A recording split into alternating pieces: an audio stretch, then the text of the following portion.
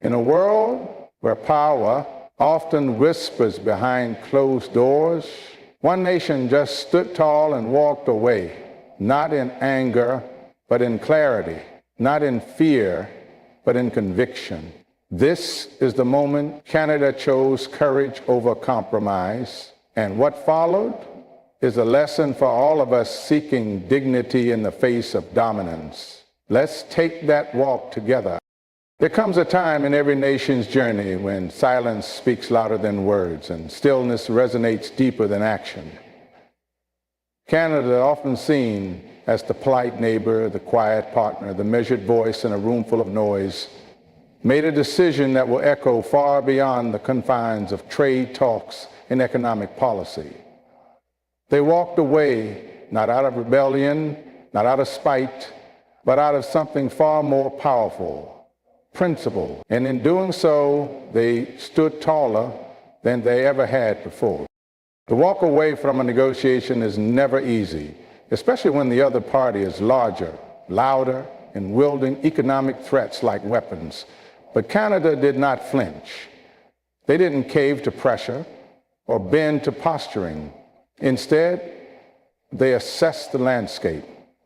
They looked at the imbalance, the arrogance, the disguised ultimatums wrapped in the illusion of diplomacy, and they quietly made a choice to preserve their dignity over signing a deal that would strip it away. Power is not always in how you speak. Sometimes it's in how you choose not to respond. While the U.S. entered the room expecting concessions, demanding leverage, Canada entered with clarity. They knew what their people stood for. They knew what they had built. They knew the value of their labor, their industries, and their autonomy. And when the terms became too weighted, too lopsided, too punishing, they simply rose from the table and walked out. It was not a tantrum. It was a declaration, a silent, spine-straightened statement that screamed, "We know who we are." There's something incredibly powerful about restraint. In a world addicted to reaction, walking away requires a mastery of self. Canada did not allow itself to be dragged into a mudslinging match. They didn't respond to every provocation with retaliation. Instead, they chose the high ground, calm, composed, but unwavering. And in that calm, they shattered the illusion that power only belongs to the loudest voice in the room. They proved that resolve, when rooted in values, can outlast even the fiercest intimidation. Behind every political move, there are people, families, workers, small businesses, farmers, truckers, miners, everyday citizens whose lives would be directly affected by the weight of a one-sided agreement. Canada understood that. They weren't playing chess with abstract numbers. They were protecting livelihoods. When the cost of compromise became too great, they chose protection over politeness, principle over protocol. But this wasn't just about trade. It was about identity, about not allowing one's national character to be reshaped under pressure. It was about telling the world, we may be your partner, but we are not your pawn. And that message, delivered without bombast or threat, landed with seismic force. The shock wasn't in the words, Candace said. It was in the walkout, a quiet refusal that spoke volumes. Because when the terms of respect are removed from the table, the only dignified act left is to leave. In doing so, Canada offered a masterclass in modern courage, the courage to say no, the courage to withstand criticism, the courage to risk short-term uncertainty for long-term integrity. They didn't ask for applause. They weren't chasing headlines, but what they did, what they embodied in that moment, became a beacon for every nation, every leader, every individual who's ever felt cornered by power and manipulation. The world often forgets that silence is a language, and Canada spoke it fluently that day. The exit was not a retreat, it was a reclaiming, a powerful pause in a conversation that had long ceased to be fair. A step back, not in fear, but in wisdom. because sometimes the only way to be heard is to leave the room. And when Canada left, the world listened, not to noise, but to the unmistakable sound of quiet power in motion. There is a thin line between negotiation and manipulation. Often it begins with a handshake, a warm smile, and promises a partnership. But somewhere along the way, the tone shifts. The smile becomes a smirk. The handshake turns into a grip. And what was once a dialogue begins to sound more like an ultimatum.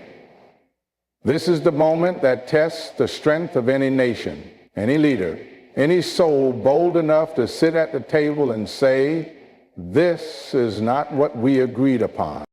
Canada knew that moment had arrived.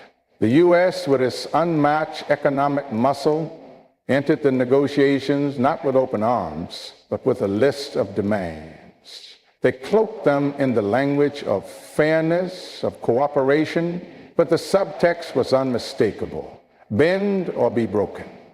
It was a tactic that had worked in many rooms before, in many eras past. But this time, it didn't. Because Canada could see through the curtain. They recognized the game being played, and they weren't willing to play it. Negotiation is built on mutual benefit, on respect, on compromise that uplifts both parties, not diminishes one for the gain of another. But when one side begins to twist the levers, when the terms are deliberately skewed, when the dialogue turns into domination, what you're dealing with is not diplomacy, it's coercion. The U.S. thought Canada would buckle, that the fear of economic fallout would be enough to force compliance. But they underestimated something far more powerful than fear: self-respect. Canada understood that no trade deal, no matter how lucrative on the surface, is worth signing if it means surrendering the power to decide your own future. You don't negotiate your principles. You don't compromise your core. Manipulation, by its nature, is insidious. It doesn't always announce itself with fury or threat. Sometimes it hides in paperwork, in fine print, in late-night revisions and sudden policy pivots. It's dressed up in diplomacy, but its aim is control. And the moment you realize that, the moment you feel your sovereignty slipping through your fingers, that is when enough must be enough.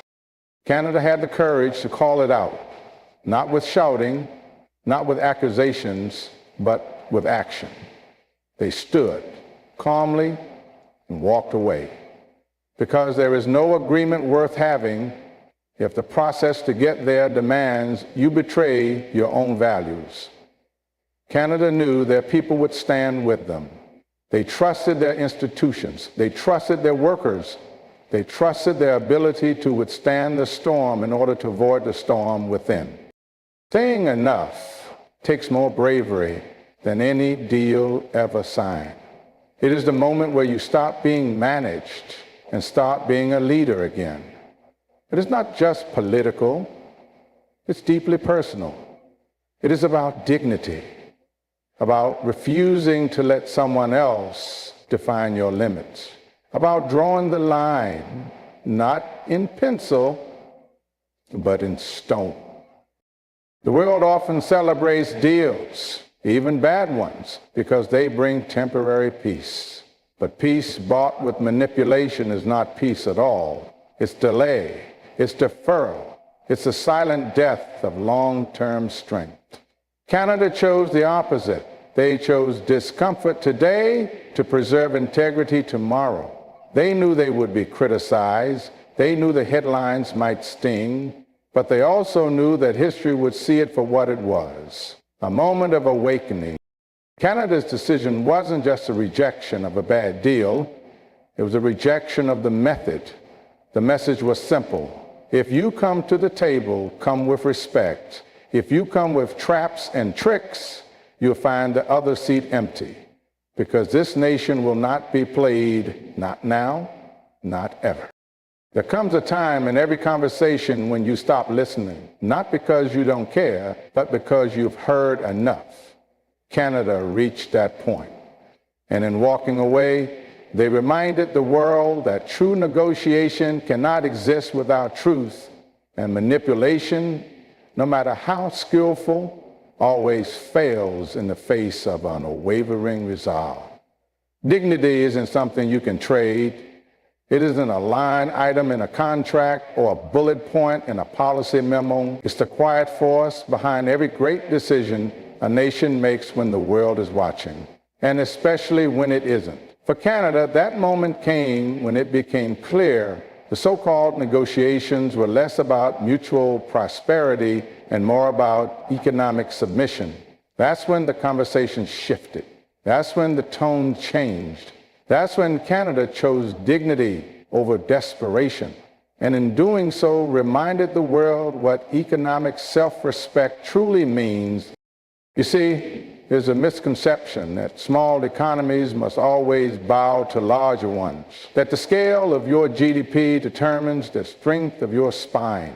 But Canada challenged that notion, not with threats, not with drama, but with a calm refusal to be belittled. They did not dress it up in nationalism or rage. They simply said, we know our worth, and knowing your worth is the first step to reclaiming your dignity. Economic self-respect is not about isolation. It's not about turning your back on the world. It's about entering every partnership with your head held high, your values intact, and your people in mind. Canada walked into those rooms with goodwill, transparency, and a readiness to collaborate. But they quickly saw the imbalance. They saw a system trying to bend their economy into shapes that didn't fit, and they didn't allow it. Because when a powerful partner begins to set terms that ask you to betray your farmers, your manufacturers, your workers, when they ask you to privilege their exports while stifling your own growth, it's not a deal. It's a design. And Canada recognized that design. They saw the invisible blueprint that would reshape their industries under another nation's thumb. And they said no. Quietly, unapologetically. The dignity of a nation is built one decision at a time. It's built when leaders prioritize long-term resilience over short-term applause. It's built when countries value fairness over flattery. And it's especially built when someone tries to write your rules for you and you push the pen away. Canada's economy is not defined by the approval of others. It is built on resourcefulness, innovation, hard work, and an unwavering belief that every worker, every entrepreneur, every small-town factory deserves protection and pride. To accept a deal that compromises that foundation would be to betray the very people who built the country. And Canada knew better. Sometimes economic self-respect means taking the harder road. It means facing a storm of criticism from the global press, from markets, from allies who wanted convenience over principle. But Canada chose to weather that storm, not because they enjoy the struggle, but because they understand the price of silence. They understand that if you accept terms that strip you of agency once, it becomes a pattern, and dignity, once given away, is rarely returned. Canada's decision wasn't grandiose, it wasn't draped in theatrics, but that's exactly what made it powerful. The world is used to seeing smaller nations comply. It's used to watching countries fold under pressure. But this time, something different happened. Canada didn't play alone. And in that quiet defiance, they lit a path for others. This was about more than economics. It was a cultural stand, a statement of identity. Canada refused to be defined by someone else's bottom line. They drew their own, and they stuck to it. That is what economic self-respect looks like. Not arrogance, not aggression, just a steady, clear-headed belief that fairness is not negotiable and that dignity, once reclaimed, must never be traded again. One brave exit, that's all it takes to disrupt the rhythm of the world's most powerful rooms. When Canada walked away from the negotiating table, the sound of that decision rippled far beyond the polished halls of trade talks and into the conscience of nations watching from the sidelines. It wasn't just a political move.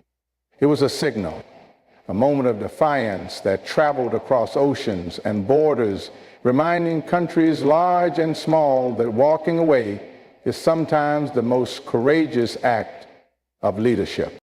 In a system where economic might often dictates moral right, many nations have felt trapped, pressured to sign, to yield, to adjust their economies to fit the architecture of someone else's agenda. Deals are dressed up in words like partnership and progress, but behind them are pressures to compromise industries, workforce rights, and national futures. And yet, when Canada stood up and said no, something changed. It didn't just halt a negotiation, it sparked a reevaluation. Other countries took notice. In Africa, in South America, and Southeast Asia, leaders began to reconsider the power they held, even when the odds seemed stacked. Because what Canada did wasn't loud, but it was undeniable. It showed that integrity doesn't require dominance, that even without shouting, even without sanctions, a country can shift the energy of a conversation simply by choosing to leave it. The ripple began to move through boardrooms and ministries. Economists began asking new questions. Advisors reran old numbers. Smaller economies started to whisper, what if we said no too? What if we redefined the cost of compromise? What if we could walk away and stand taller for it? Canada didn't make a speech. They didn't call for revolution. They just took one deliberate step out of a deal that didn't serve them. And that step echoed louder than any declaration. Because deep down, every nation wants the same thing. Respect. The freedom to shape their own destiny. The right to say, this isn't fair, without being punished for it. Canada's exit was a mirror held up to the global order, and what it reflected was imbalance. And when imbalance is exposed, change begins. The ripple reached even the powerful. It forced the major players to rethink their tactics. Suddenly, coercion didn't look invincible anymore. Suddenly, a refusal carried weight. The psychology of power shifted. Because when one party leaves, the illusion of control falters. And that's what made this moment historic. Trade negotiations have always been about leverage, but leverage loses meaning when your counterpart is willing to walk away. That's the paradox Canada exposed. And in doing so, they handed the world a blueprint for peaceful resistance. A nonviolent protest, not in the streets, but at the policy level. A decision that said, we don't have to destroy anything. We just have to not agree to our own erosion. From labor unions to civil society groups, the Canadian decision gave language to those who had been struggling to define why certain deals felt wrong. It validated the doubts. It gave shape to the unease. It reminded people everywhere that compromise should never come at the cost of self-respect. The beauty of a ripple is that it doesn't end where it starts. It builds, it moves, it carries new momentum with every inch. Canada may have stepped away quietly, but the way they created is still moving into policy circles, into election platforms, into the minds of a generation no longer willing to sell short their sovereignty for short-term gain. So when history looks back on that decision, it may not focus on the headlines of the day. It may not linger on the backlash or the forecasts. Instead, it will remember the moment a quiet country stood its ground, and in doing so, helped a loud world remember the strength of its own voice. One brave exit, That's all it took to start a global awakening.